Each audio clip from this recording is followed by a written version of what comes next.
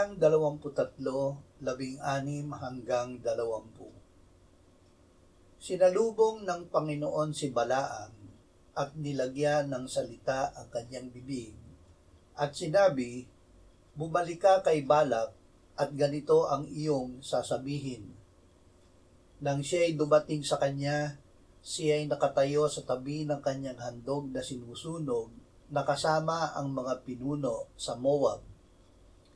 At sinabi sa kanya ni Balak, ano ang sinabi ng Panginoon? Binigkas ni Balaam ang kanyang talinghaga na sinasabi, tumindig ka, Balak, at iyong pakinggan. Makinig ka sa akin, ikaw na anak ni Sipor. Ang Diyos ay hindi tao na magsisinungaling, ni anak ng tao na magsisisi. Sinabi ba niya at hindi niya gagawin? O sinalita ba niya at hindi niya tutuparin? Ako'y tumanggap ng utos na magbigay ng pagpapala. Sila ay kanyang pinagpala at hindi ko na mababago iyon. Gagawin ng Diyos ang kanyang sinabi.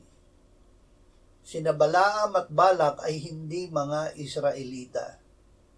Sila ay kabilang sa mga kalaban ng Israel. Si Balaam ay nakakabigkas ng pagpapala o sumpa sa mga tao.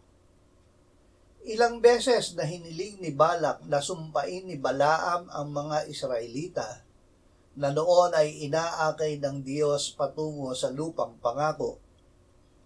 Ngunit hindi niya nagawang sumpain sila. Ang Diyos ay hindi tao na magsisinungaling o anak ng tao na magbabago ng isip. Kapag may sinabi ang Diyos, ito ay kanyang gagawin. Kapag nagsalita ang Diyos, ito ay kanyang tutuparin.